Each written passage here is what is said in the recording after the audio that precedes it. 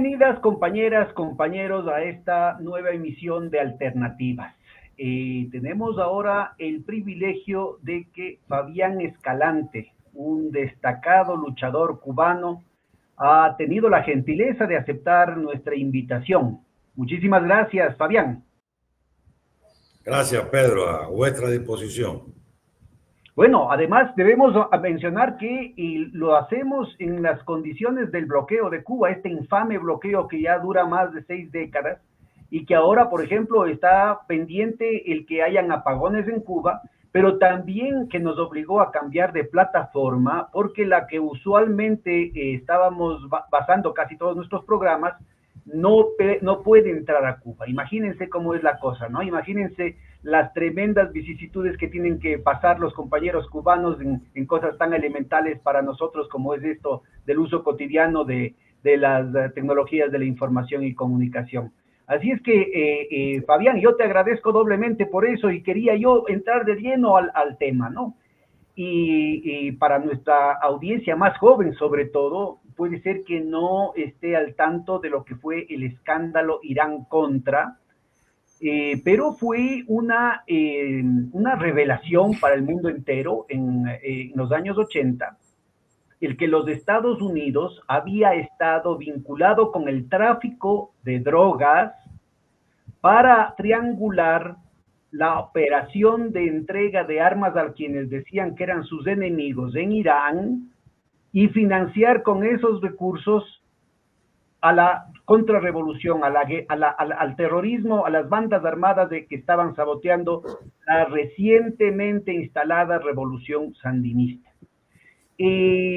Para nosotros vuelve a ser, a pesar de la revelación que tuvimos en ese momento, vuelve a ser una situación que nos abre los ojos frente a las teorías de la conspiración y todas esas cosas, porque los medios de comunicación se han encargado de echar tierra sobre el asunto y de evitar que se pueda profundizar en el asunto, pero en los Estados Unidos esto llegó a tener audiencias en el Senado norteamericano y fue el presidente Reagan el que hizo un indulto parecido al que acaba de hacer Biden también, no solamente por los cargos ya probados en contra de altos funcionarios de las Fuerzas Armadas, de los servicios de inteligencia, pero también del entonces vicepresidente Bush, que estaba por ascender a la presidencia de la República, y los curó a todos en sano con el indulto que prácticamente dijo, nos olvidemos de toda esta situación.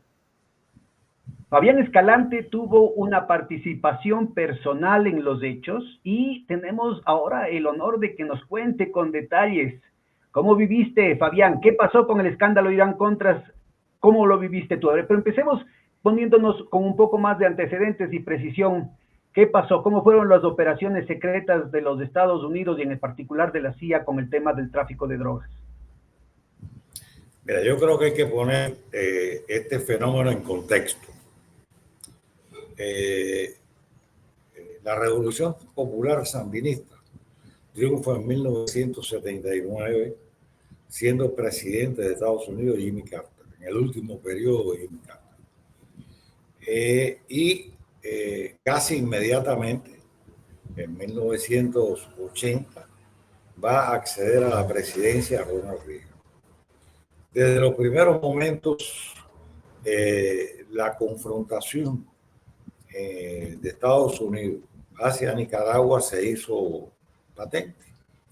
Es decir, comenzaron como comienza Estados Unidos con todos los procesos políticos y sociales que logran culminar o logran acceder al poder, tanto en nuestra América como en otras partes del mundo. Comenzaron primero a estimular al frente interno, denominado frente interno, es decir, a las organizaciones, a la prensa que todavía existía opositora, pero eso no bastó porque el arraigo del Frente Sandinista, pero más que eso, las medidas que el gobierno sandinista va a comenzar a tomar, ese gobierno que por cierto era un gobierno de unidad nacional, donde estaban presentes todas las fuerzas que habían participado en el derrocamiento de la dictadura de Somoza, un Consejo de Estado, pues va a empezar a tomar medidas en beneficio popular y esto va a tener como consecuencia que el pueblo mayoritariamente apoye estas medidas que en ningún caso van a afectar los intereses de Estados Unidos, los afecta desde el punto de vista del ejemplo hacia América Latina, los afecta desde el punto de vista de sus intereses que tenían en Centroamérica. Te recuerdo que en ese momento Centroamérica está dominada por dictaduras militares, en El Salvador, en Honduras, en Guatemala, y en ese sentido pues los afecta. Ellos tienen grandes temores, sobre todo que el movimiento revolucionario salvadoreño se vaya a fortalecer con este triunfo. Y de aquí, desde este ángulo, su inmediata enemistad. Es decir, muy pronto el gobierno de Ronald Reagan va a financiar el derrocamiento de la Revolución Popular Sandinista. ¿Qué sucede? Que la primera etapa de este derrocamiento, que va a durar del 80 al 85, la CIA, la Agencia Central de Inteligencia de Estados Unidos, se va a valer de los servicios de inteligencia argentinos, es decir, del conocido destacamento 601. Que todavía estaban bajo dictadura, ¿no? Que todavía estaban bajo dictadura. Es muy importante ubicar. Todavía estaban bajo dictadura. Sí, claro. Y ese tema les Claro. meten a los argentinos, a Galtieri sobre todo, le inflan el ego para que provoque el tema de las Malvinas, además, ¿no? Fíjate, no, todavía Galtieri no ha llegado al poder. Estamos hablando que la dictadura argentina llega al poder en 1976. Es decir, ya se empiezan a suceder los gobiernos militares y así a Estados Unidos, el gobierno de Reagan le da instrucciones al gobierno argentino, al gobierno militar argentino, que se encargue de derrocar el nuevo gobierno sandinista, el proceso revolucionario sandinista. Y de ahí que se designe un destacamento de oficiales de la inteligencia militar argentina, encabezado por el general Osvaldo Ribeiro, para estos fines. Este destacamento, que pudo contar entre 15 y 20 oficiales, se van a destacar en distintos lugares de Honduras. Incluso designan el Hotel Honduras Maya, el último piso del Hotel Honduras Maya, como el cuartel general de ellos, y comienzan a organizar con los ex somocistas, con la ex Guardia Nacional, los primeros destacamentos armados. Es decir, lo empiezan a entrenar a lo largo de toda la frontera. Es decir, desde la costa pacífica hasta la costa atlántica, desde los ex guardias somocistas hasta las etnias miskitas, que de alguna manera fueron confundidas en una parte de ellas con respecto a su actitud al gobierno central o al nuevo gobierno sandinista. Durante el año 81 y 82 y principio del 82, es decir, 80, 81, empiezan a hacer pequeñas incursiones en Nicaragua y atacar a objetivos dentro de Nicaragua, pero volvían cuando había una respuesta por parte del Ejército Popular Sandinista, pues se retiraban a los refugios seguros en Honduras. No es hasta marzo de 1982 en que ya se conforma o se declara una guerra formal, una guerra civil, comienza la guerra civil. ¿Y por qué te señalo esta fecha? 14 de marzo de 1982, porque es el momento en que vuelan los puentes sobre el río Coco y el río Bocay. Es decir, que son dos ríos que son dos puentes estratégicos que están relativamente cercanos a la frontera con Honduras y que además sirven para la comunicación entre estos países. Solamente Para esta una cuñita, yo creo que es muy importante para nuestra audiencia ubicar dentro de este contexto el clima que había dentro de toda América Latina y dentro de los Estados Unidos. Carter, cuando entrega el poder a Reagan en enero de 1981, se había obligado él mismo, ¿no es cierto?, a reconocer la guerrilla por la evidencia que había en todo lado de la sangrienta dictadura del somocismo, la sangrienta corrupción del somocismo, y se había desbaratado todo ese cerco mediático en América Latina, en Europa, en todas partes del mundo, que defendía la dinastía de los Somoza. Entonces, el público norteamericano, el público latinoamericano, inclusive presa de los grandes monopolios mediáticos, no podía dejar de simpatizar con la revolución sandinista. Acordémonos una época en la que cantantes o artistas de derecha como Miguel Bosé, por ejemplo, estaban cantando las canciones de los Cuatro de Palacagüina, ¿no? Entonces, era todo el espectro. Y respecto a lo que mencionaba Fabián, que me parece que es crucial, era un gobierno de unidad nacional, que estaba en ese gobierno de unidad nacional inclusive el Partido Conservador, los herederos del asesinado periodista Pedro Joaquín Chamorro. Entonces, estamos hablando... Sí, cuando sí, el partido... Cuando Reagan hace esta ofensiva, en realidad se va contracorriente. Y era claramente, ¿no es cierto? Todo el mundo sabía que era Reagan el que estaba armando la guerrilla, los sabotajes, los asesinatos de civiles sobre todo. Esto es muy importante, ¿no? Porque los quieren presentar, acuérdense las películas de Rambo, los querían presentar como los freedom fighters, ¿no? Como los luchadores por la libertad. Cuando desde el principio esto era parte, ¿no es cierto?, de un atentado asesino contra la naciente democracia sandinista. Bueno, una situación. En realidad, Reagan sale electo en 1980, efectivamente, y asume la presidencia de Estados Unidos en enero de 1981. Ya en ese momento, Jimmy Carter ha firmado la primera orden ejecutiva para atacar a los sandinistas. Es decir, Jimmy Carter es el que inicia la operación subversiva contra Nicaragua, hay que decirlo. ¿Y de qué manera? Bueno, firma un presupuesto para poder financiar toda la oposición interna. Esa es la primera acción que se va a realizar.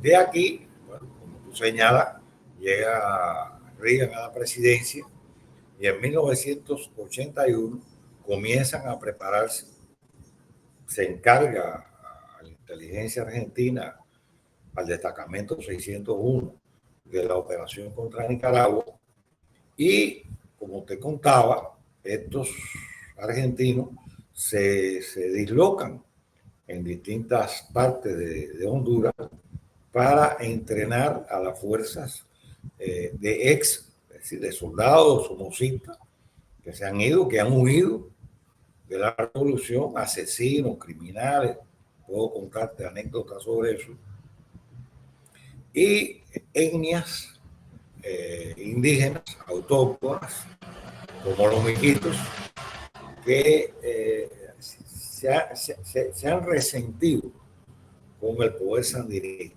Es decir, han sido presas de las campañas publicitarias que en contra de los sandinistas se han desarrollado. Además, ¿qué sucede con los miquitos? Los miquitos, como sucede con la mayoría de estas pequeñas nacionalidades o etnias, como queramos llamarle, no solamente son autóctonos de Nicaragua, una parte está en Nicaragua y otra parte está en Honduras. Y lo que lo divide es la frontera natural del río Coco. Por lo tanto, hay un tránsito permanente entre un país y otro, sin ningún tipo de control, porque no puede haberlo. Incluso me imagino que hoy tampoco exista.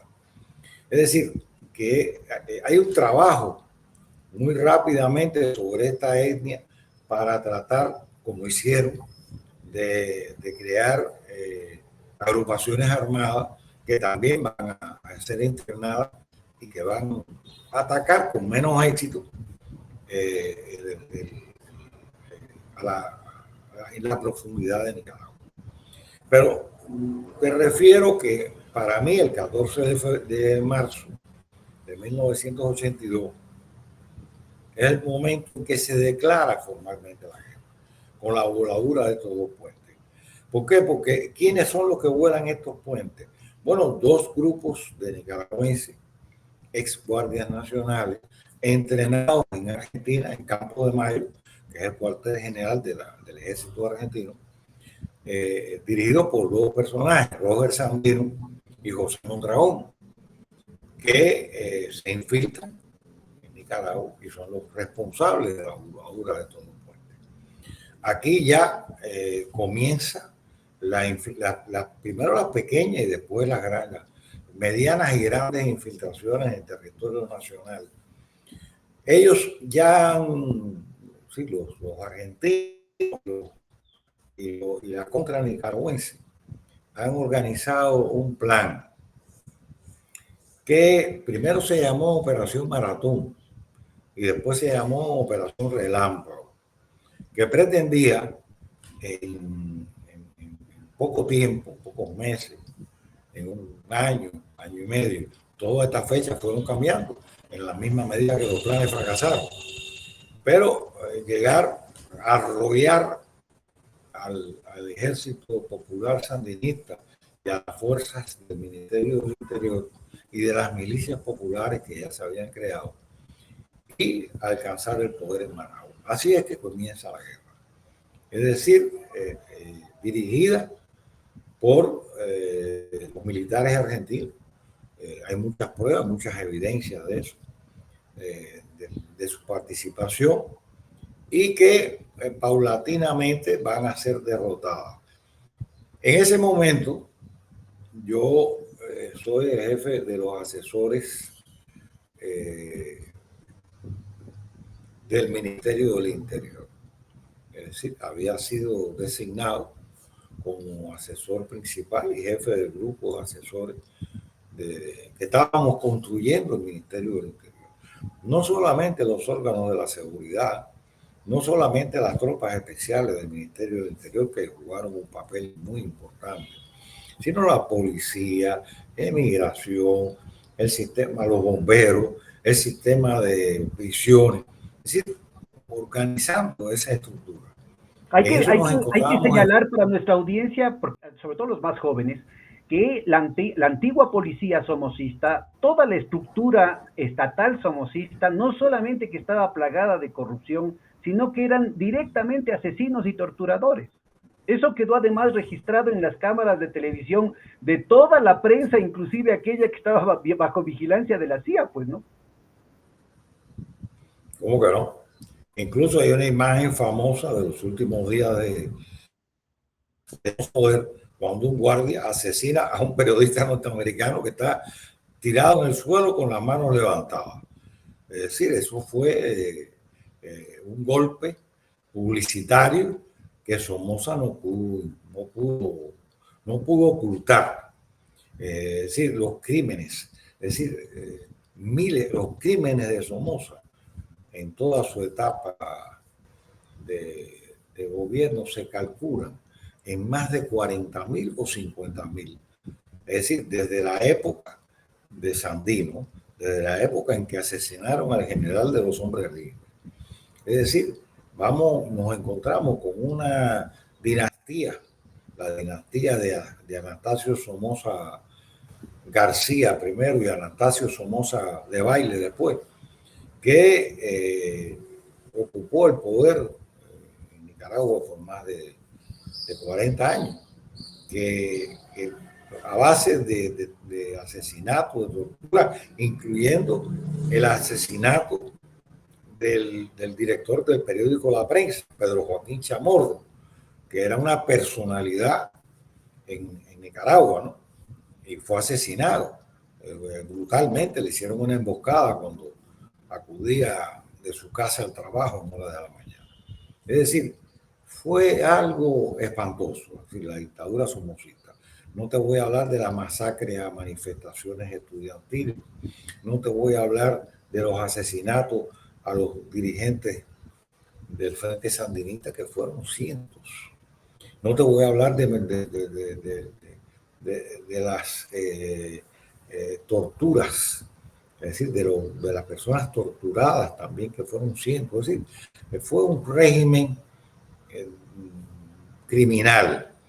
Te recuerdo que Sandino fue asesinado después de una comida que le ofreció el entonces presidente Sacasa.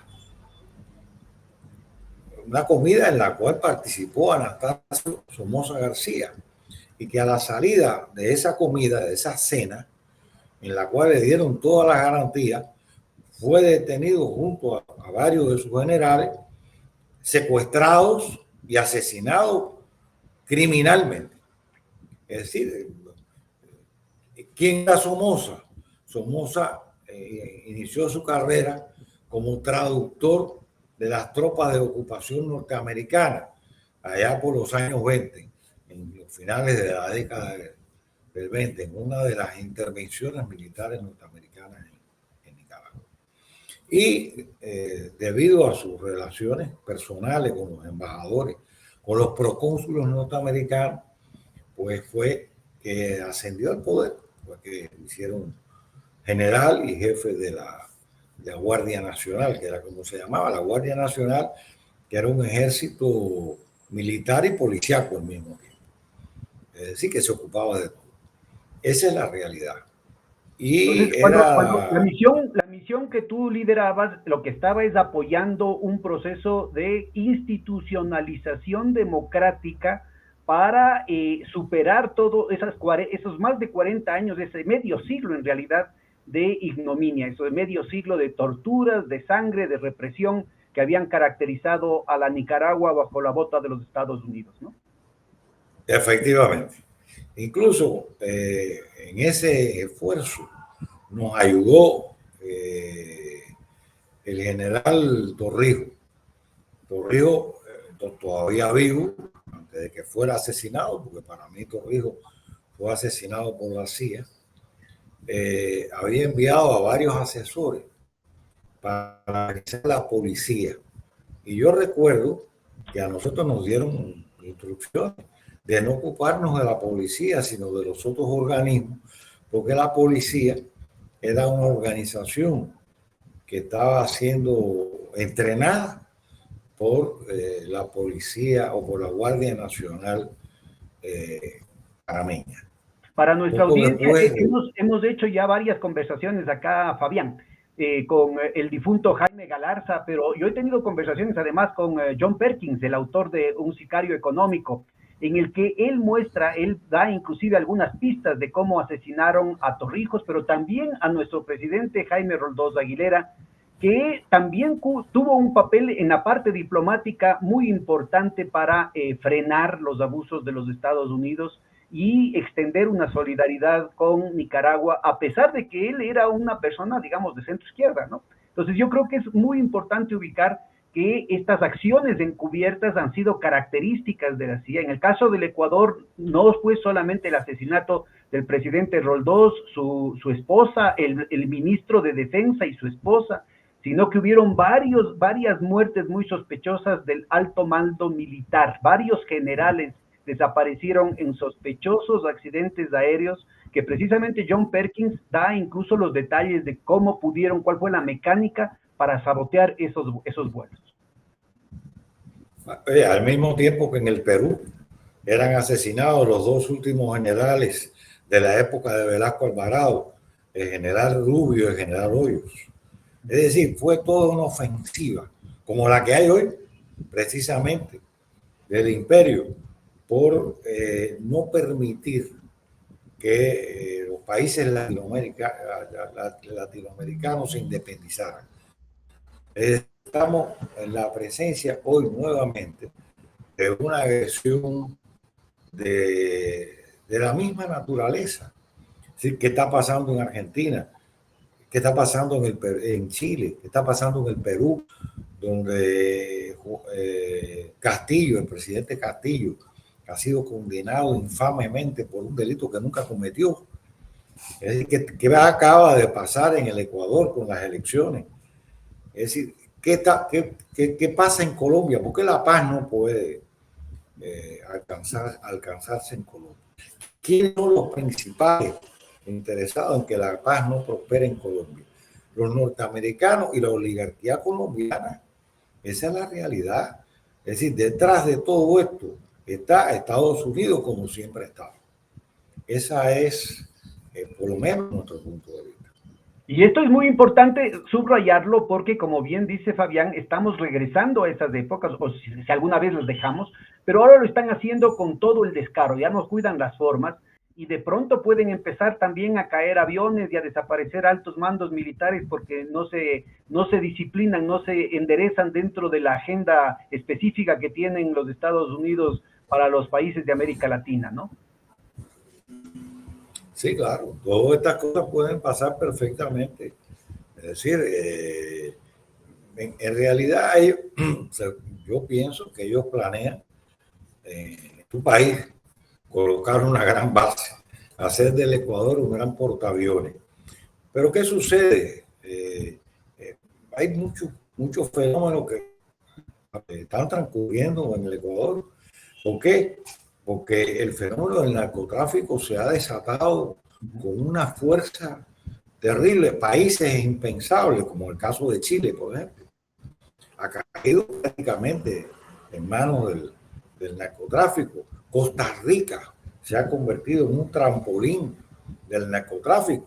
Es decir, hay países que han ido perdiendo su independencia, ya no por las acciones de la CIA o de la USAID o de la NET o cualquiera de esas, no, por el narcotráfico, que también tiene sus propios intereses y que muchas veces estos intereses son contradictorios, no solamente con los gobiernos democráticos, sino con los gobiernos eh,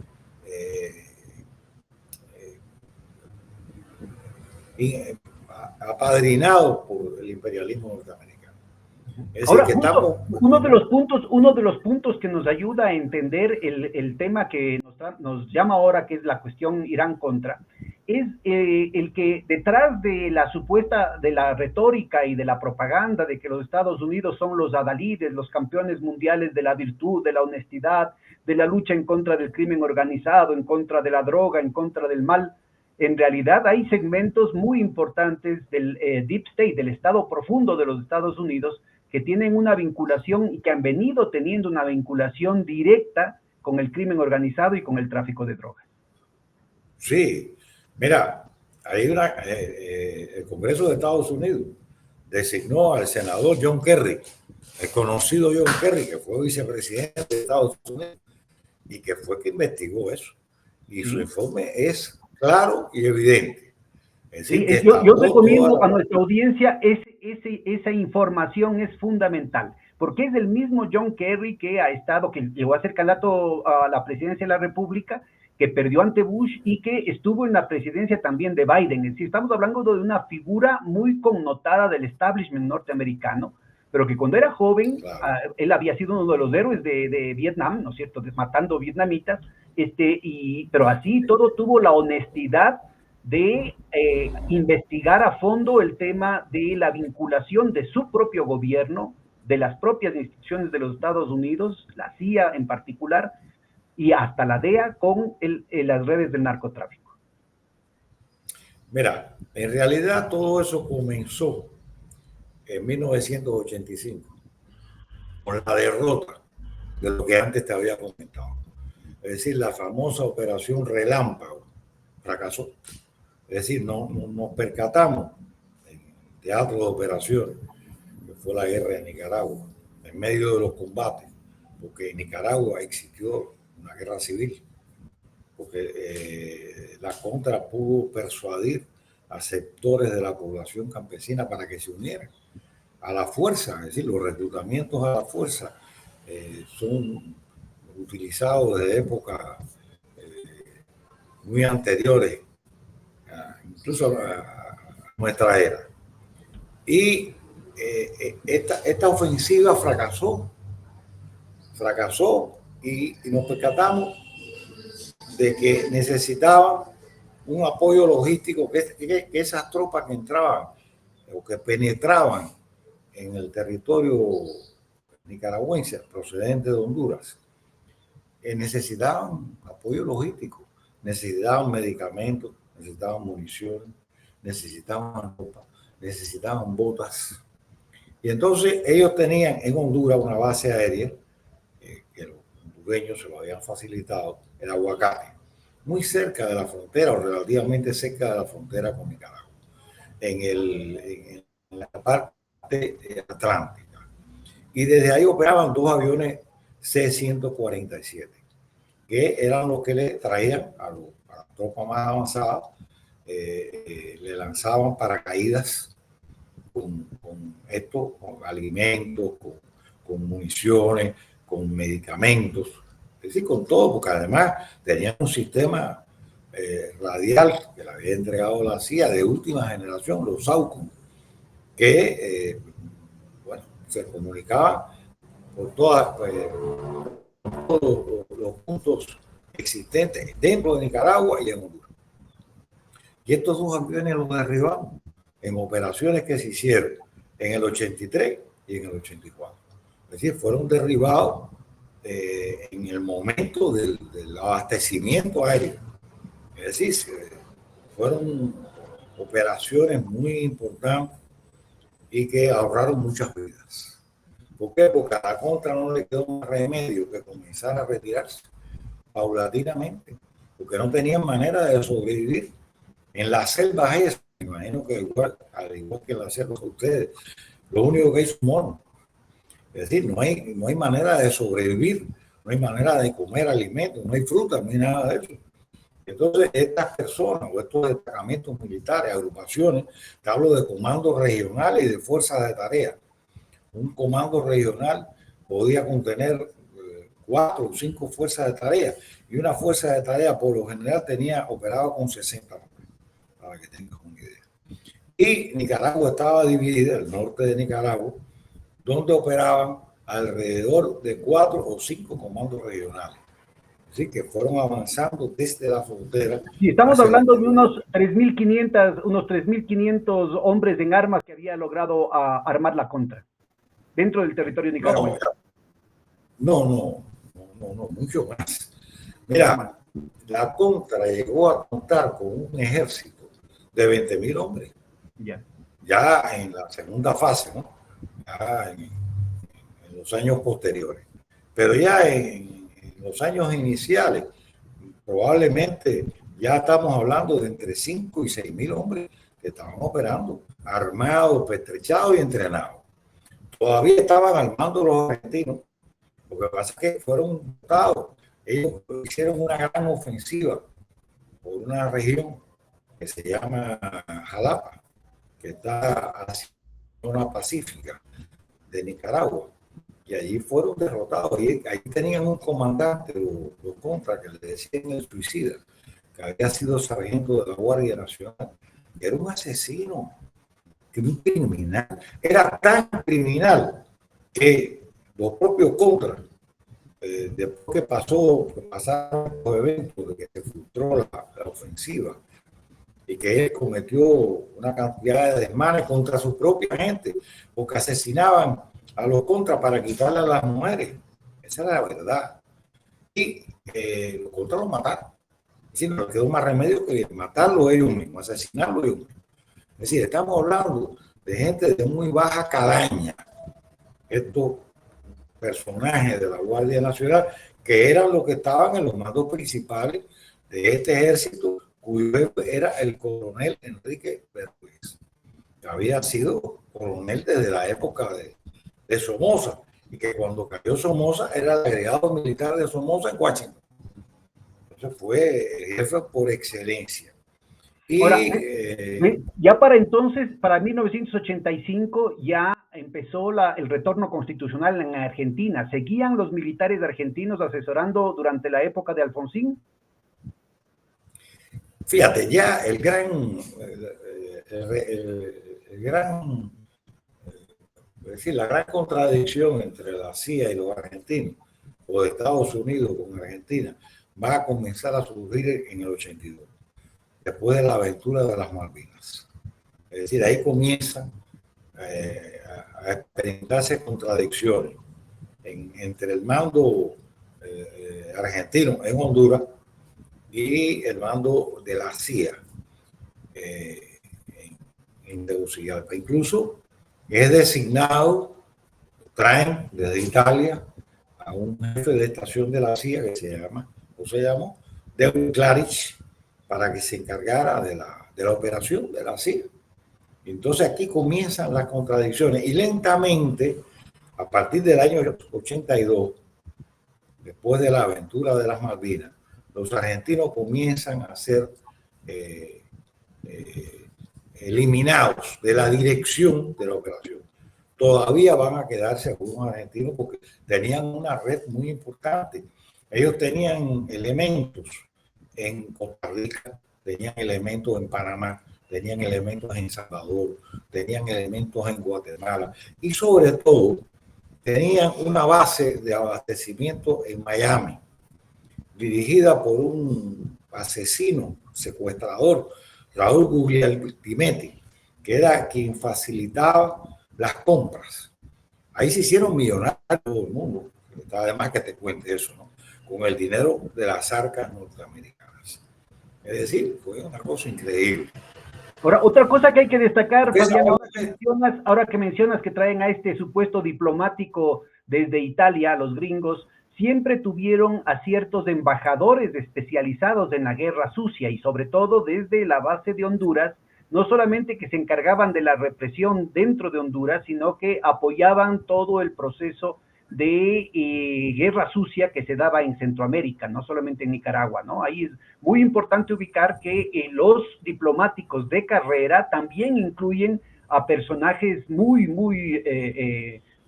sangrientos, digamos, ¿no? Que han hecho carrera precisamente a partir de esas habilidades.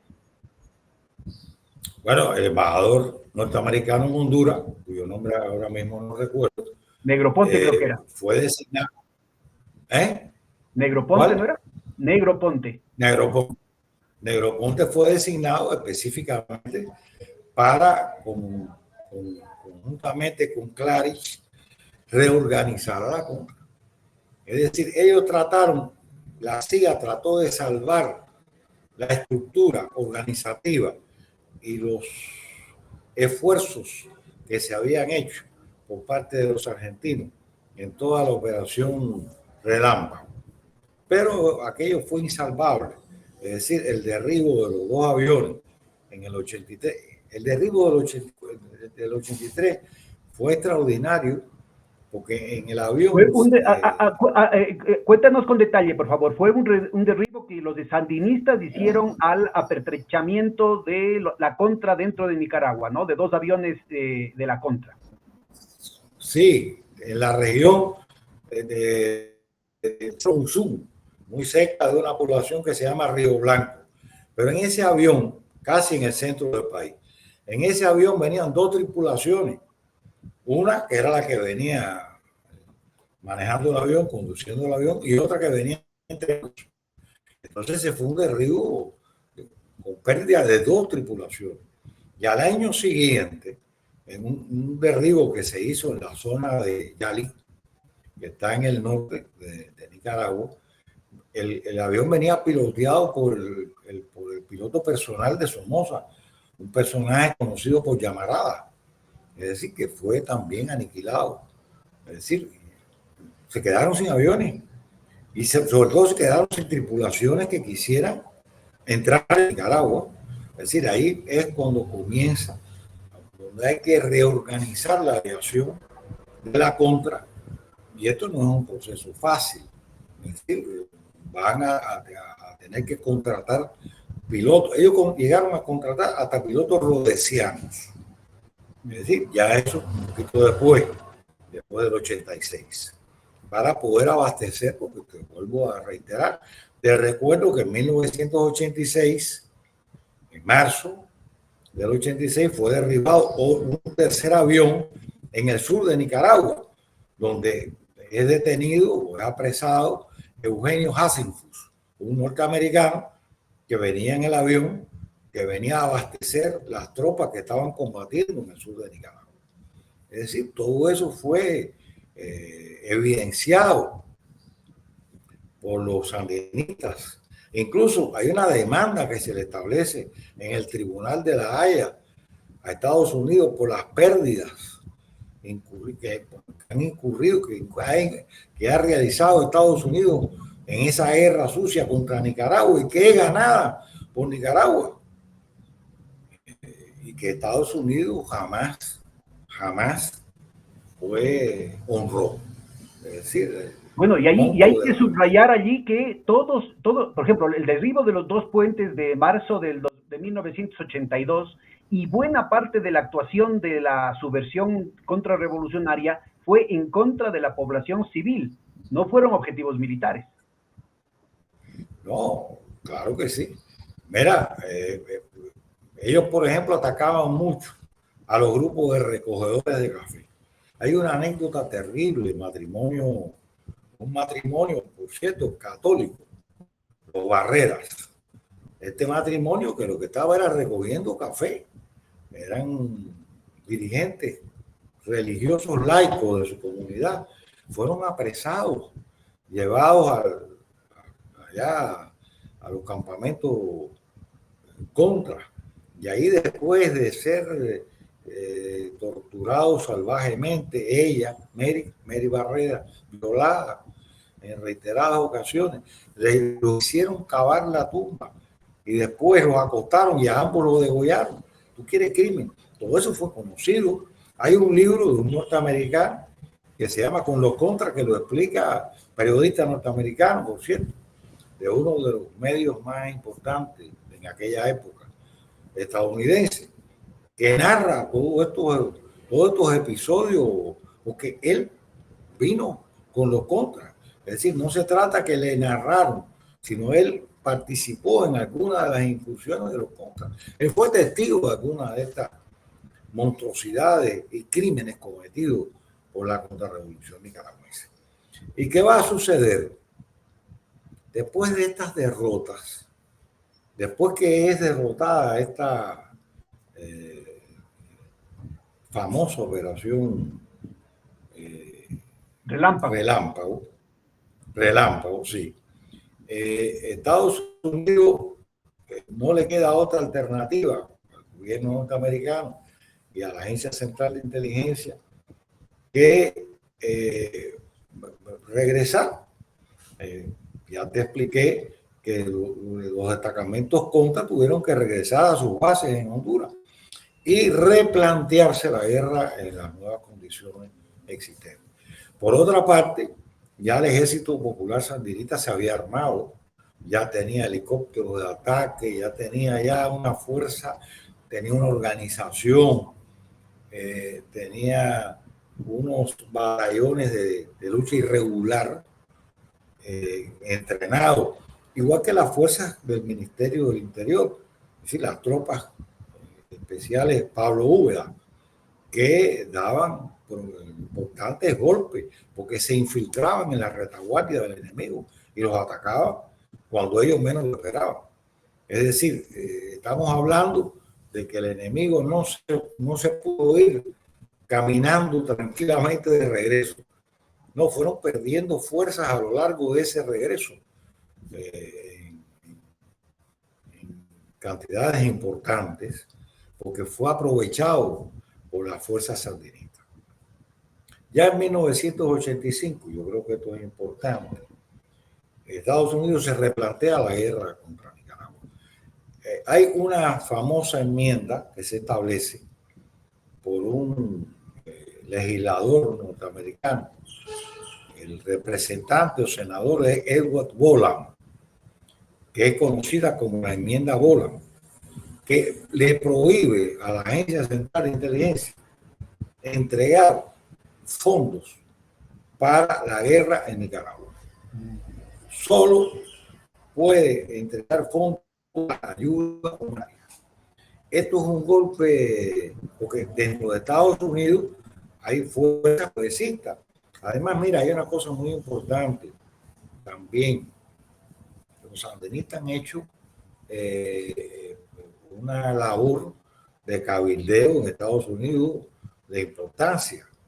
El entonces ministro de Relaciones Exteriores nicaragüense, caramba, Miguel de Escoto.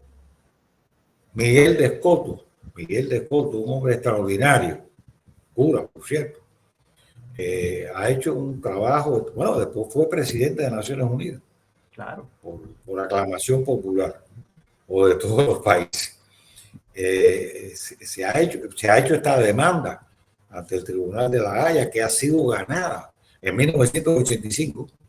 Entonces, ya hay que buscar una fórmula nueva de abastecer. Pero aquí yo creo que es muy importante resaltar que seguía Reagan en el poder.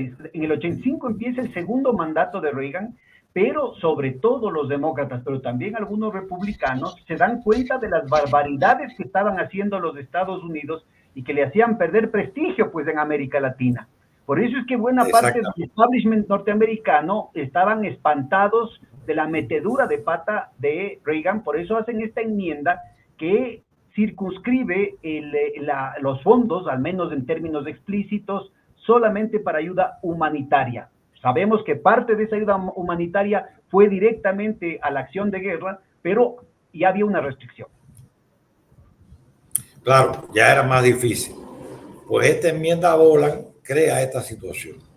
Entonces, el secretario, el jefe, Robert McFarland, que era secretario de designa a Oliver North, que era un comité para buscar la financiación. Oliver North era teniente coronel del ejército de los Estados Unidos, por si acaso. Sí, ya estaba, había salido del servicio. Te recuerdo que había estado en Vietnam. Y entonces Oliver North acude a dos generales norteamericanos en retiro también, Secord, de apellido, y el otro Singlow.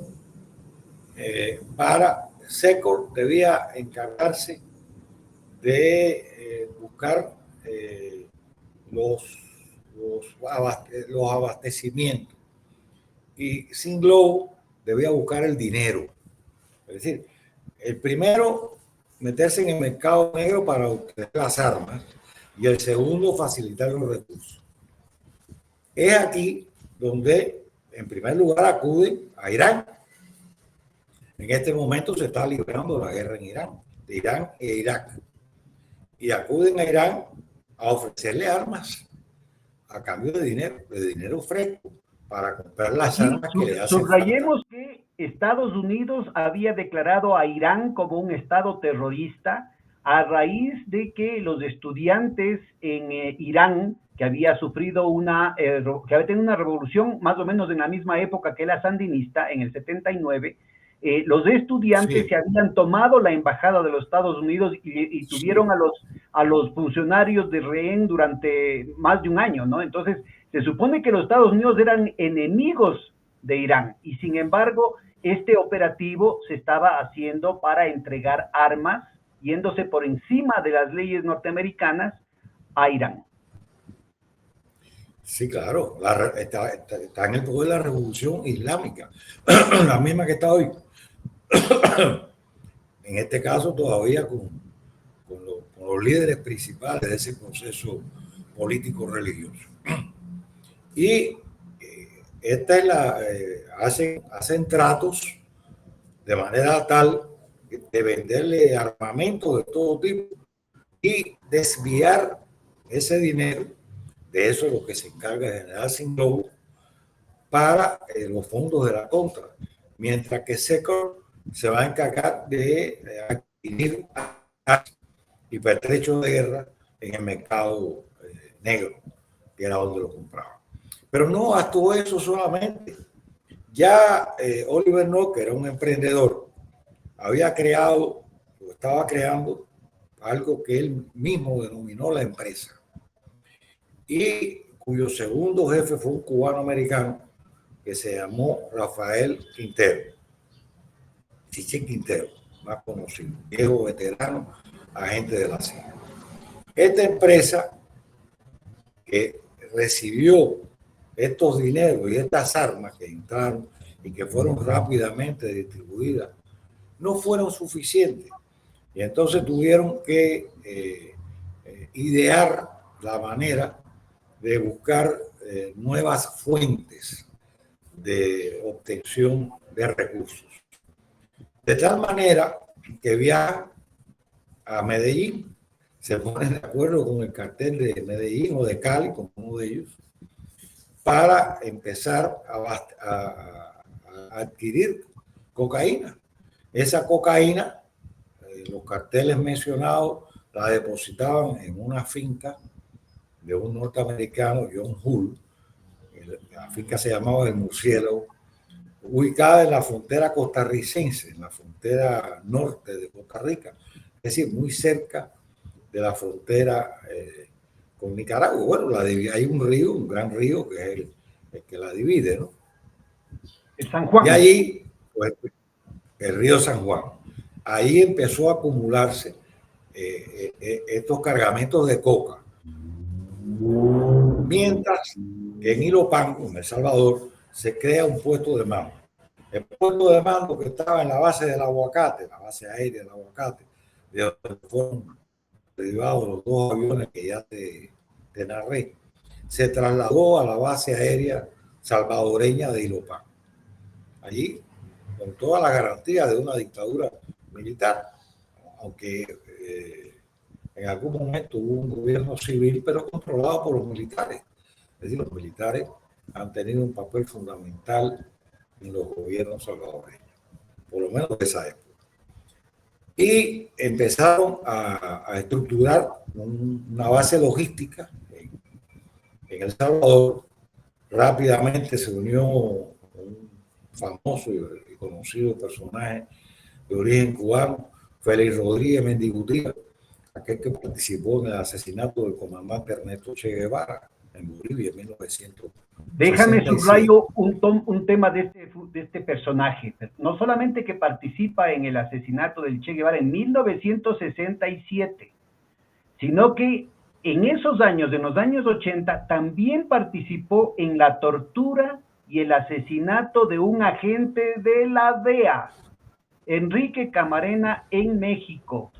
Es decir, estamos hablando de un personaje, ¿no es cierto?, que ha estado durante 20 años como un elemento clave de la CIA para este tipo de operaciones y que no ha tenido ningún problema en torturar y asesinar a otro agente de los propios Estados Unidos en territorio extranjero. No estamos hablando de que fue un grupo de lanzados, un grupo de fulanos totalmente fuera de orden, ¿no? Que se alocaron o que tomaron la iniciativa por sus manos, sino que estamos hablando de agentes de carrera, gente constitutiva del corazón de la CIA.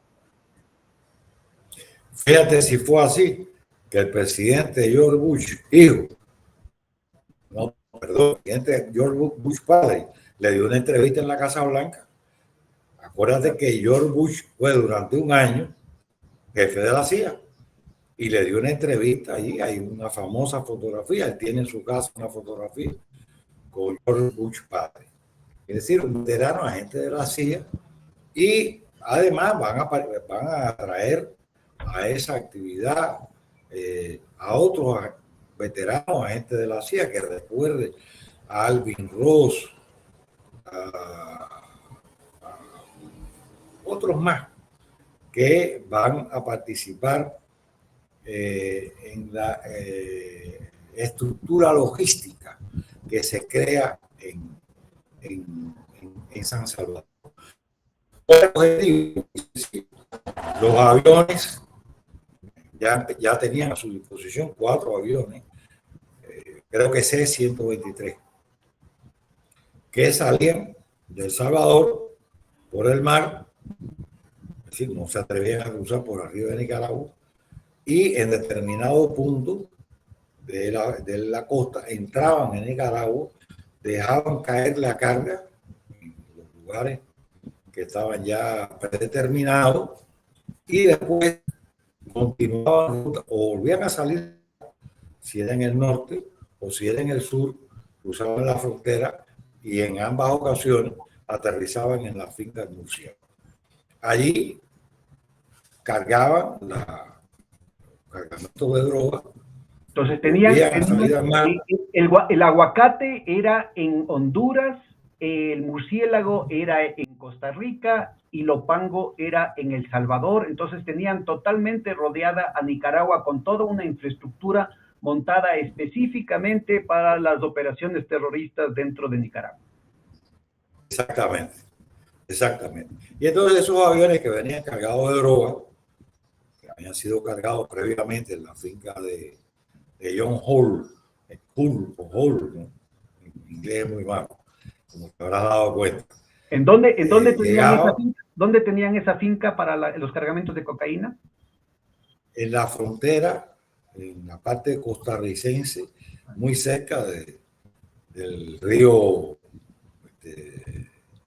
que divide la frontera con Nicaragua. El de San Juan, el río San Juan. Del río San Juan, exactamente.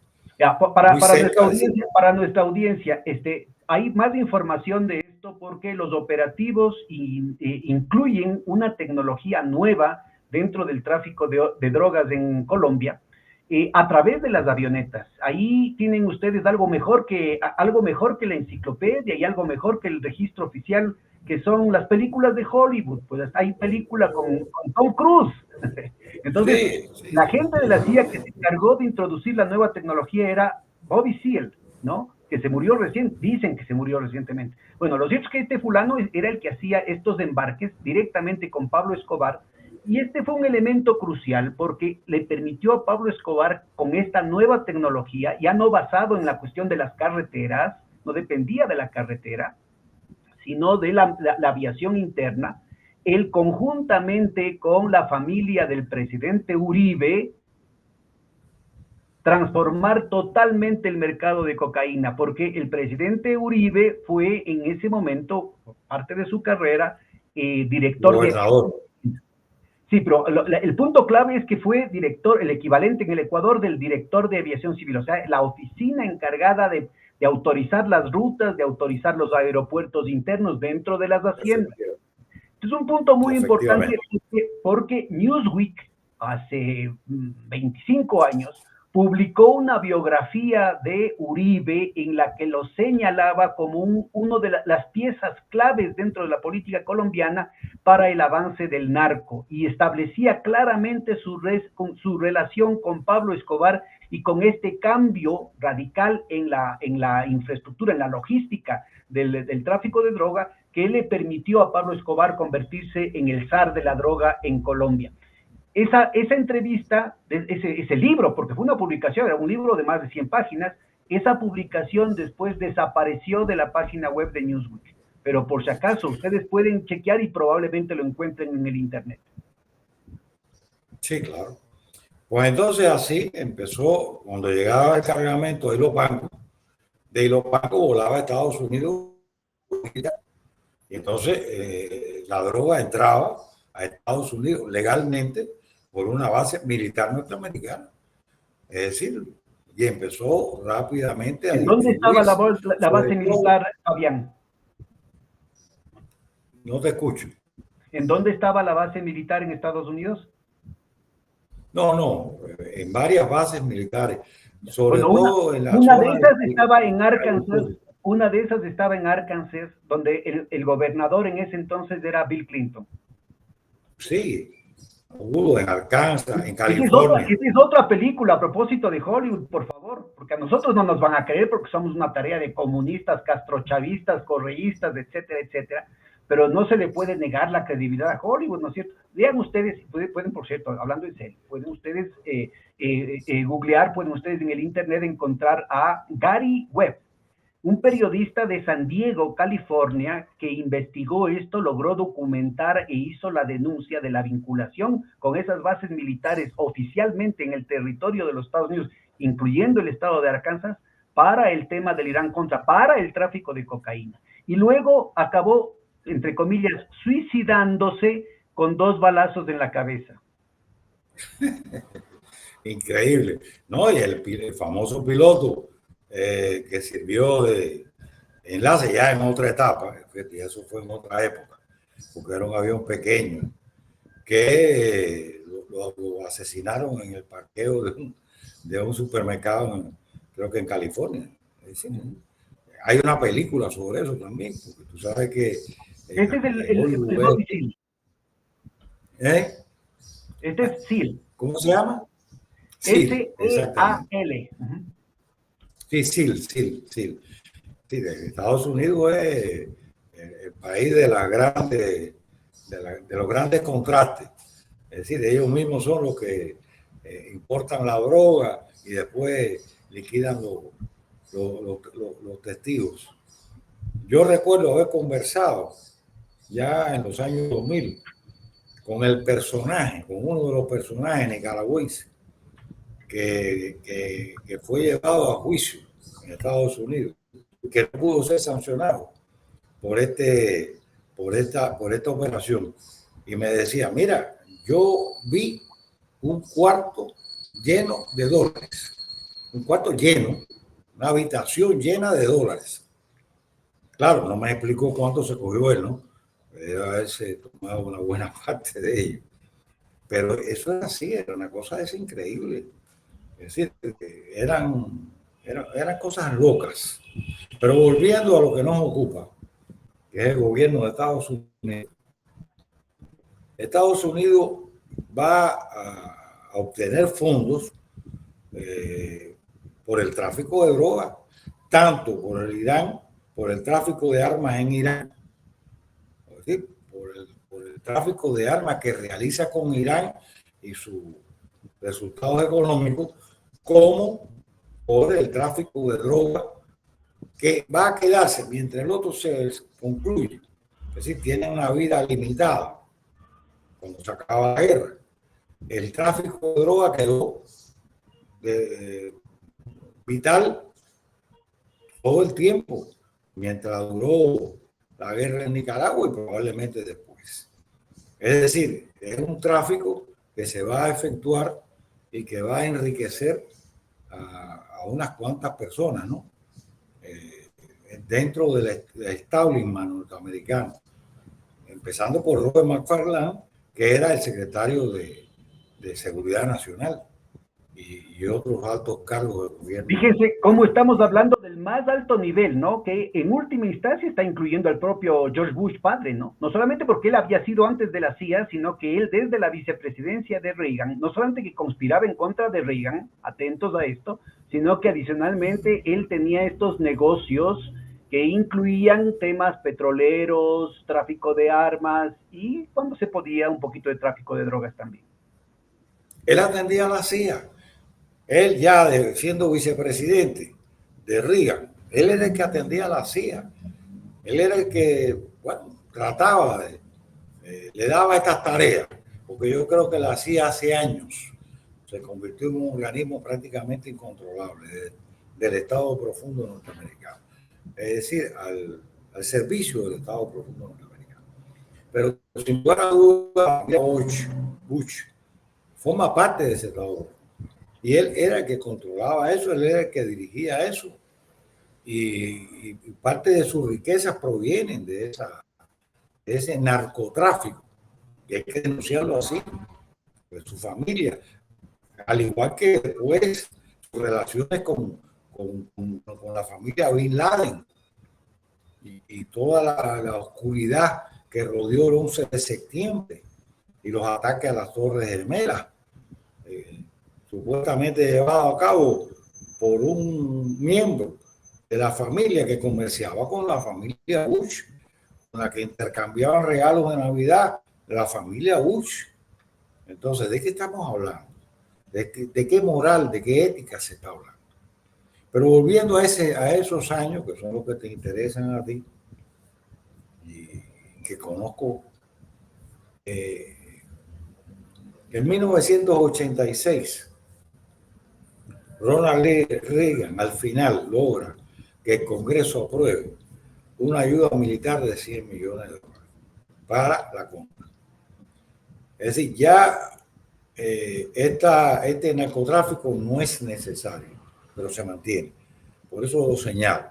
Es decir, que hubo un paréntesis de solamente poco más de un año en el que el gobierno de los Estados Unidos tenía restricciones. Sin embargo, con ese pretexto se montó toda la logística con la CIA para el tráfico de drogas y no lo desmontaron después de que ya hubo luz verde para entregar dinero también para actividades militares. Claro, incluso esta empresa, a cuyo mando estaba, cuyo director era Oliver North, siguió funcionando y eso lo determina muy claramente la investigación de John Kerry. Incluso salen las empresas que se crearon en Honduras para lavar dinero, como 4 o 5 empresas que se crearon adicionales, ¿no? Para lavar ese dinero que había que se obtenía como consecuencia del narcotráfico y que no podía justificarse legalmente y que tenían que ser obtenidas de una manera legal. Entonces, estas empresas radicadas en Honduras, de las cuales recuerdo 3 empresas aéreas, había una que era una empresa de productos del mar, varias empresas en Honduras que se dedicaron a eso. Mira, yo tuve la suerte de conversar algún momento, muchos años después, por cierto, con el expresidente o el presidente de ese entonces demócrata cristiano de Honduras, Vinicio Cerezo, que él mantenía una situación más bien del ala progresista de la democracia cristiana que en ese entonces tenía en Costa Rica. Guatemala. En Guatemala, perdón. Guatemala. Bueno, en Guatemala también había, ¿no es cierto? Tienes toda la razón. En Guatemala también había una red vinculada a este tema de los Irán Contras. Era toda una red de empresas para el lavado, para la logística, para todo eso, ¿no? Entonces, acordémonos por si acaso que mientras la democracia cristiana, en el caso del Ecuador, en el caso del Salvador, estaban totalmente alineadas con esa política, con la política guerrerista de Reagan, en cambio, la democracia cristiana de la misma época, con Rodrigo Carazo en Costa Rica y con Vinicio Cerezo en Guatemala, estaban en una posición distinta, en una posición para lograr la paz. Sí. ¿Qué va a suceder? Que los carteles de la droga de la región, encabezados por José Mata Ballesteros en Honduras, llega un momento que dice, bueno, ¿y la parte nuestra dónde está? Es decir, y hay que reestructurar todo ese mecanismo de tráfico de droga. Pero bueno, eso es bastante complejo y a los efectos de esta entrevista no creo que sea útil.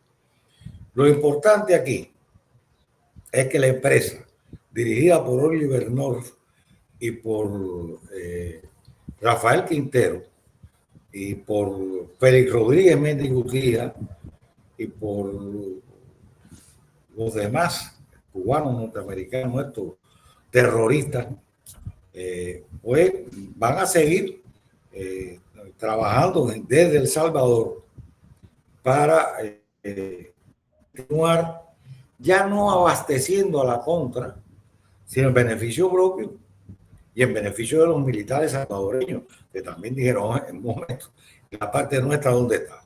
Es decir, todo el mundo empezó a reclamar la parte que le correspondía. Y los militares salvadoreños también, por supuesto. Es decir, que ya aquí se comienza ya el fenómeno del patriotismo que Reagan había utilizado. Incluso se puso una camiseta una vez ahí en la Casa Blanca diciendo en inglés, yo soy un contra. Bueno, ya todo esto se cayó como un castillo de naipes. Mira, la palabra en esa época era los freedom fighters, ¿no? Es muy importante porque se dio el viraje de lo que era la política de Carter, ¿no? Y entonces todos éramos buenitos, todos queríamos la Constitución, los derechos humanos, y obviamente los Estados Unidos estaban liderando eso con el recientemente fallecido Jimmy Carter y con su esposa Rosalind Carter. Entonces, ese era más o menos el cuento que tenían, que yo creo que algo de eso era realidad, aunque, como bien mencionas, ya en la época de Carter empezó a financiarse el tema de la contra. Claro. El punto es que en este esfuerzo, ¿no es cierto? En este esfuerzo de ir contracorriente, la guerra cultural, o sea, los operativos psicológicos con el que lograron virar la opinión pública de los Estados Unidos, pero sobre todo de América Latina, tenía que ver con el tema de los filmes de Rambo, ¿no?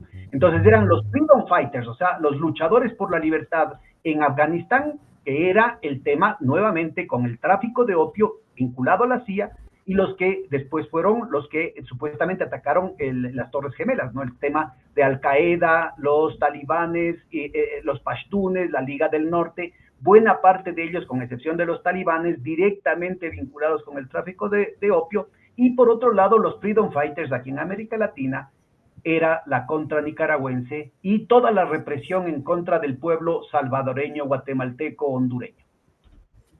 Efectivamente. Es decir, todo esto va a unirse, ¿no?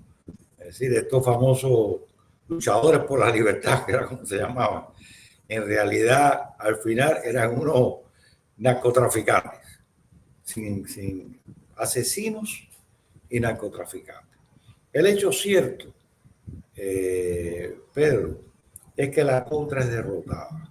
Incluso los sandinistas organizan en el año 88, 1988, una operación que se llamó Danto 88, que atacaron los campamentos en Honduras.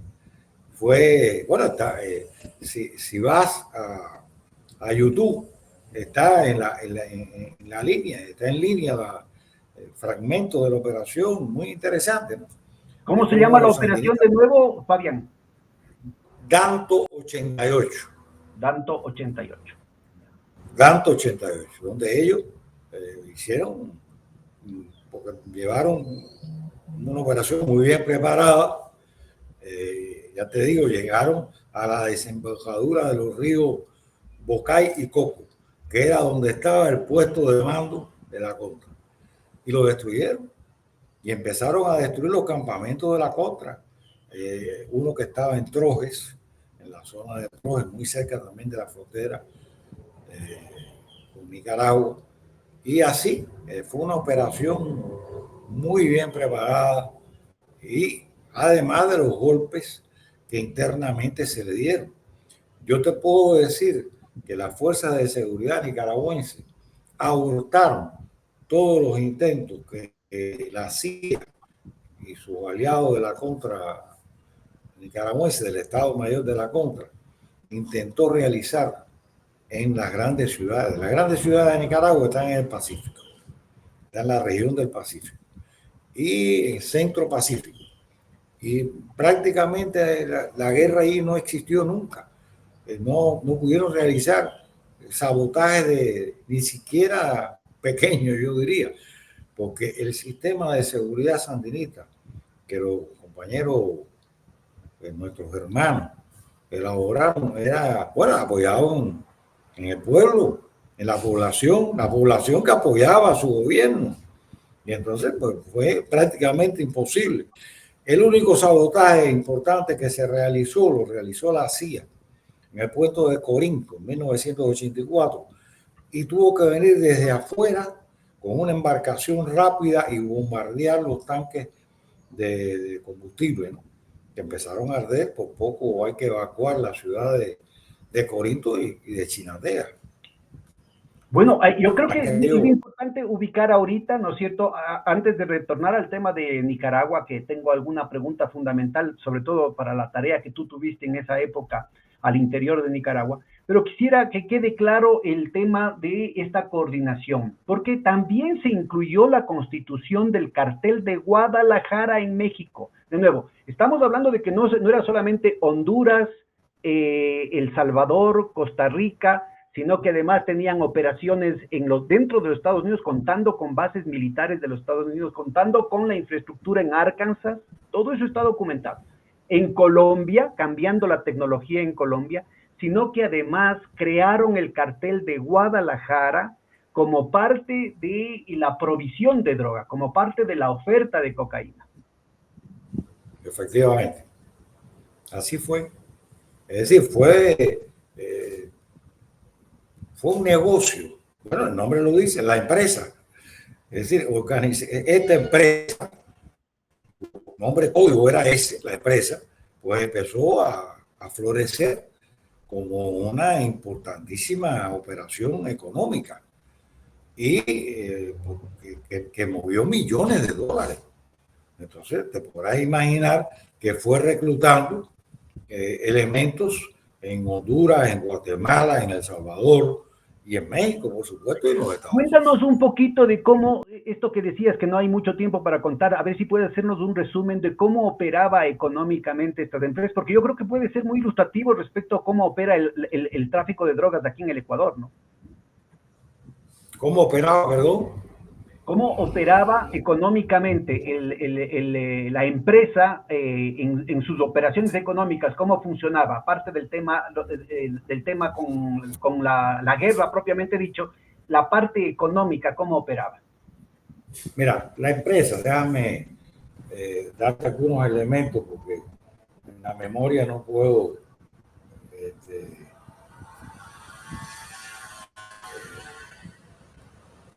déjame darte algunos datos. Aquí está. La empresa tenía 5 empresas en Honduras. La Setco Air, la Diaxa Air, Frigorífero Punta Arena y Vortex. 4. Y otro servicio aéreo más. Es decir, estas empresas que te he mencionado y cuyos nombres yo saqué del informe que hizo el senador Kerry. John Kerry. Es la fuente más informativa. A ver, Eran las este es muy importante porque es un paralelo con lo que hizo la CIA durante la guerra de Vietnam, ¿no es cierto?, para bombardear en contra de lo que había dispuesto el Congreso de los Estados Unidos en esos años. Se montaron una empresa igualita y la clave de eso fue la empresa aérea que se llamaba Air America para traficar con opio de Vietnam. Sí, pero mira, Air America lo que movía es exactamente lo que hacía los aviones estos que iban de Ilopango, El Salvador, a la finca del murciélago y después llevaban la droga a Estados Unidos. Eso era Air America. Era un símil de Air America. No sé cómo ellos lo habían nombrado, pero era un símil de Air America. Probablemente hasta se llamaría igual.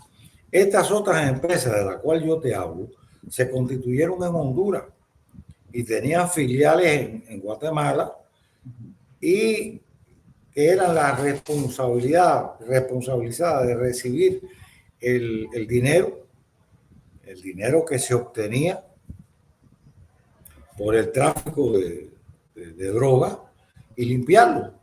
Es decir, cuando los aviones regresaban, fíjate que esto es un hecho importante, regresaban con el dinero. Es decir, el dinero no se quedaba en Estados Unidos, porque ¿cómo se blanqueaba? Es decir, allí se vendía la droga,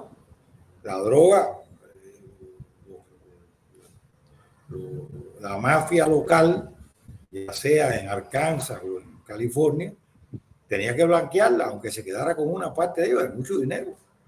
Entonces, este dinero se recogía, una buena parte de él, y se traía a Honduras. Y aquí se blanqueaba en estas empresas citadas.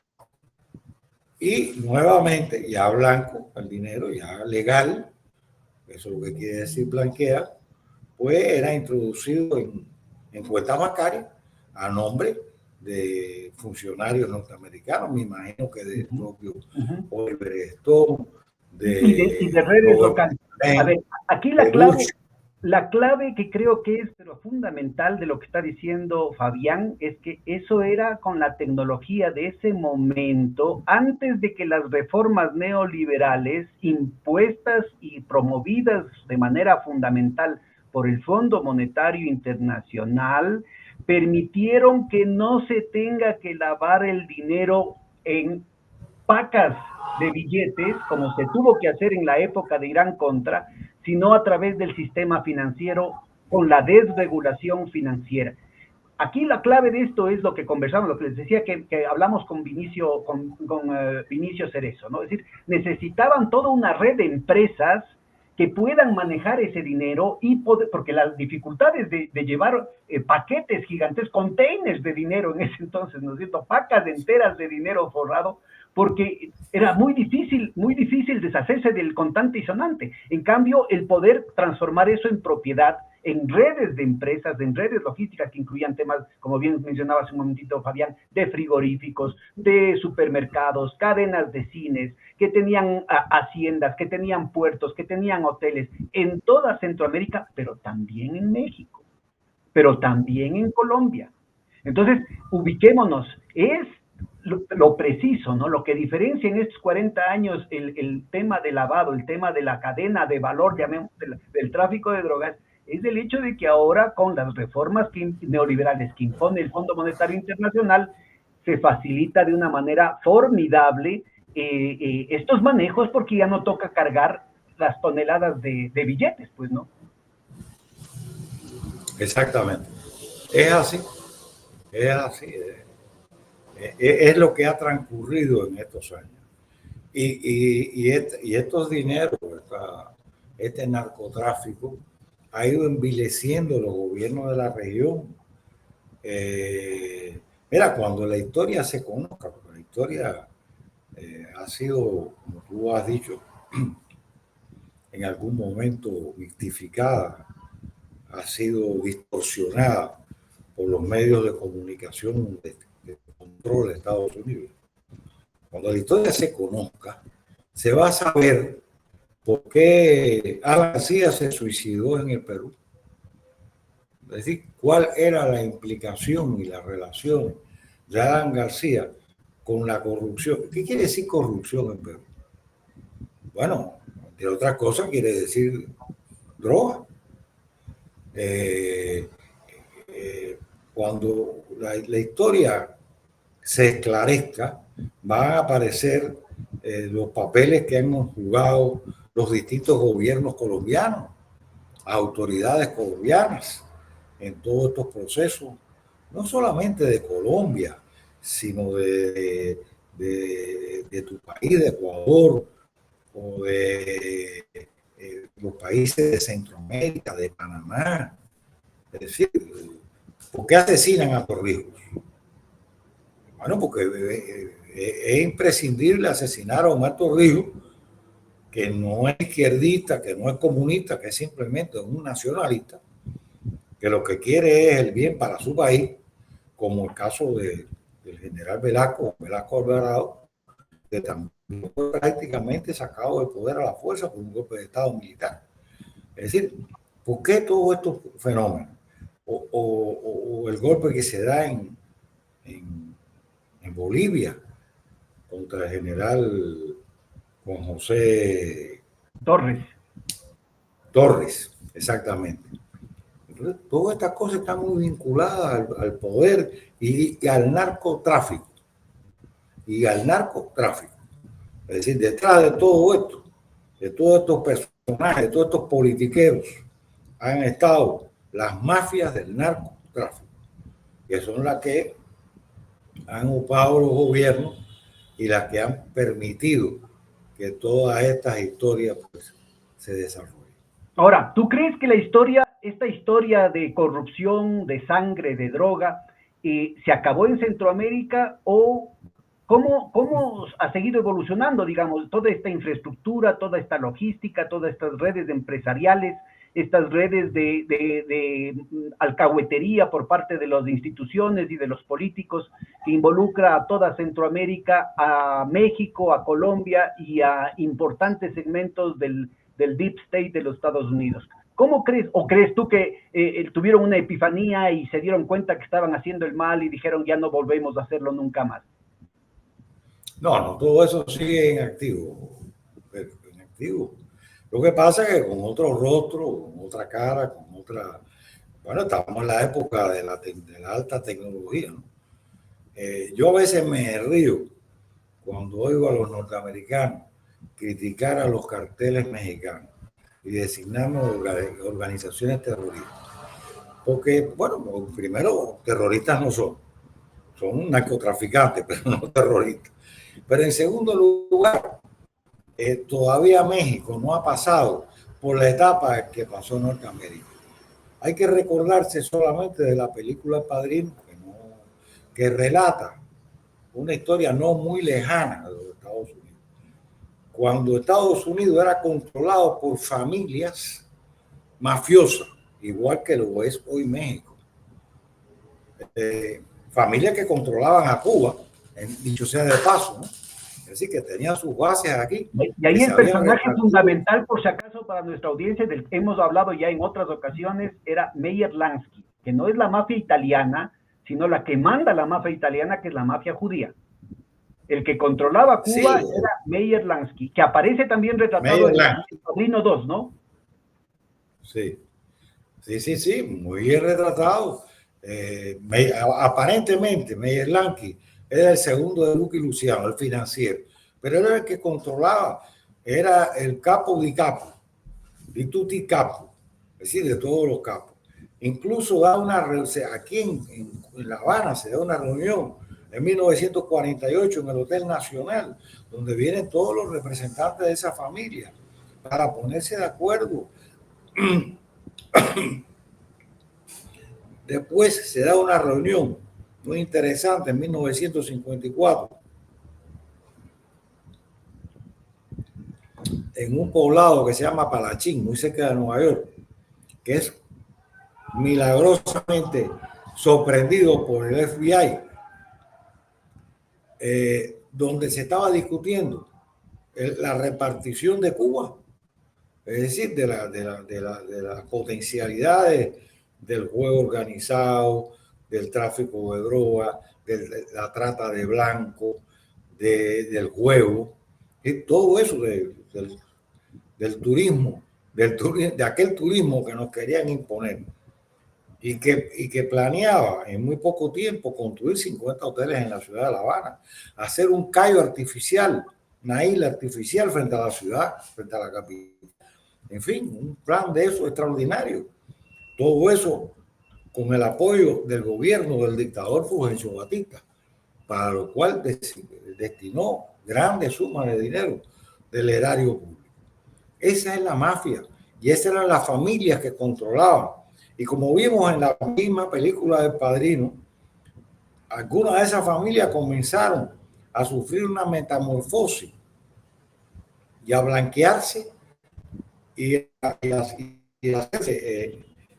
a construir grandes empresas supuestamente legales, que son las que existen hoy en Estados Unidos.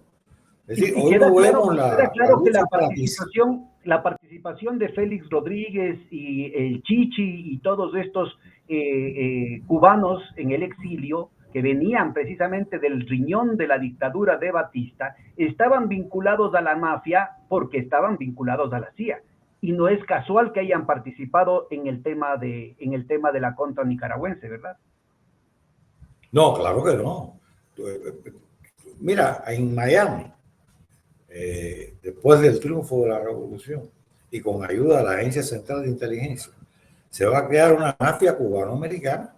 Imagínate tú que ahí la CIA reclutó a 4.000 hombres, ya después de Girón. Es decir, yo no estoy contando los 1.500 que vinieron cuando fue en una base operativa que tenían ahí, la JMB, que tenía 4.000 hombres adiestrados en asesinato, sabotaje, secuestro, todo eso, que tenía aviación, una línea aérea para sus actividades, que tenía una marina de guerra, que tenía 55 empresas para poder operar, tanto de empresas logísticas para asegurar el trabajo de esta guerra subversiva que emprendieron contra Cuba después del fracaso de Playa Girón, cuando la conocida Operación Mangosta, sino también justamente estamos conmemorando en estas fechas, ¿no? Esa victoria del pueblo cubano en contra de la intervención gringa. El 19 de abril se la conmemoramos nuevamente. Pero no era solamente para el esfuerzo contrarrevolucionario de derrocar al gobierno cubano, no, era para también en beneficio de todos ellos. ¿Sí? Ahí van a surgir familias, como por ejemplo la de Jorge Macanosa, que fue el presidente de la Asociación esta cubana, que ahora no recuerdo su nombre, el más influyente cabildero anticubano en el Congreso norteamericano, Jorge Macanosa, y todos los secuaces que se enriquecieron a costilla de la guerra. Incluso entre ellos van a haber guerras intestinas en la propia ciudad de Miami y otras ciudades de la Florida. Se van a asesinar unos a otros. Ahí está recogido por la misma información que el FBI en algún momento nos trasladó a nosotros de manera oficial. Mire, hasta eso, a ese nivel llegó que el propio gobierno de los Estados Unidos haya recurrido a los cubanos, al gobierno de Cuba, al tan odiado y tan atacado gobierno de Cuba, porque la cosa ya era insoportable. Es una cosa similar a lo del suicida, ¿no? A este psicópata somocista, que son sus propios compañeros de la contrarrevolución los que tienen que liquidar porque ya se había salido de control, ¿no? Exactamente. Exactamente. Esa es la realidad.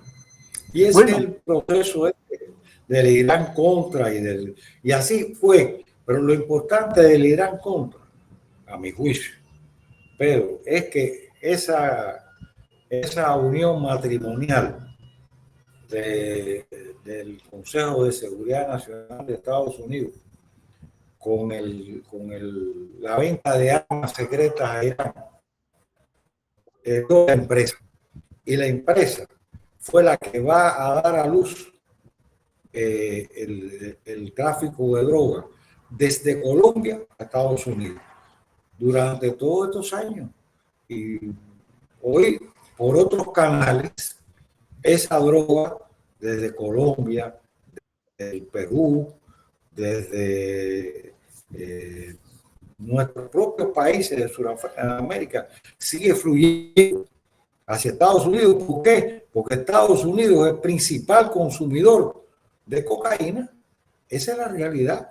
Porque si Estados Unidos no fuera el principal receptor de esa droga, pues esto no sucedería. Ya todo esto hubiera sido historia del pasado.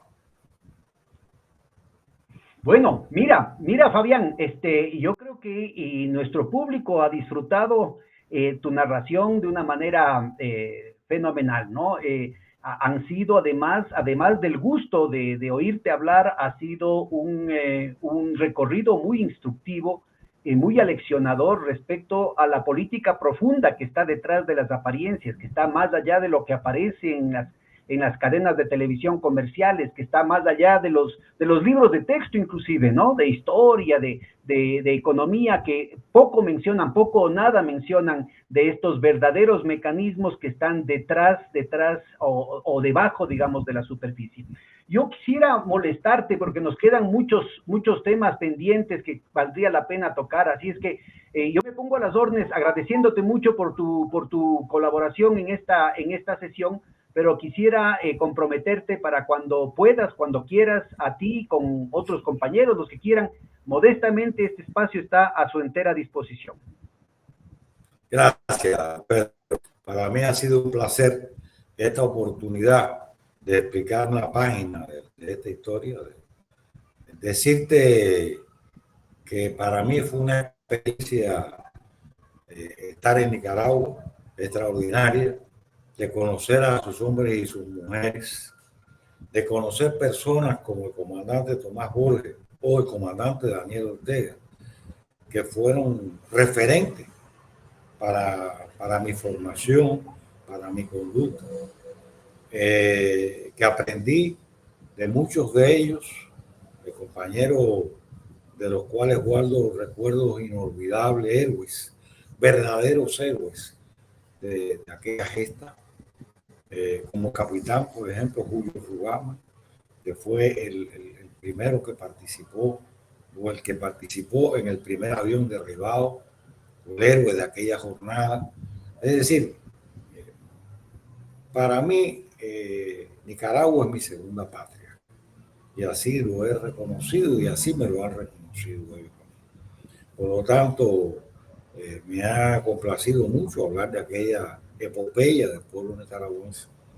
Porque nosotros estábamos ahí, pero hay que decir que ellos venían o provenían los organismos de seguridad y policiales de la lucha contra Somoza y tenían una experiencia en la lucha clandestina extraordinaria. Nosotros allí fuimos a aprender y a enseñar lo poco que sabíamos, esa es la verdad. Y ahí hicimos grandes amigos, más que amigos, manos de lucha y de combate, cuya amistad, cuya relación hoy aún perdura. Así que te agradezco el hecho que me hayas dado la oportunidad de hablar de eso a este público latinoamericano, y hablarle de la solidaridad, y hablarle, por ejemplo, no te he hablado de los médicos cubanos que estuvieron en Nicaragua, de los maestros cubanos que estuvieron en Nicaragua, que fueron 2.000 maestros en la campaña de alfabetización, ayudar a la campaña de alfabetización, y que fueron miles, no solo de médicos, sino trabajadores de salud, que 10 años pasaron por Nicaragua, para no hablar de eléctricos, de constructores de carreteras y de aeropuertos, es decir, gente de nuestro pueblo que fue ahí a luchar y a dar su sangre, y que cayeron allí en nuestra embajada. Hay un recuadro con 77 cubanos que perdieron la vida en esa década. Así que muchas gracias a ti y muchas gracias a la audiencia y a vuestra disposición. Un gran abrazo, Fabián, y muchísimas gracias a Eduardo Penagos, que ha tenido la gentileza de habilitar esta transmisión y saboteada pues por el bloqueo de los Estados Unidos. Un gran abrazo y hasta la próxima. Hasta la próxima.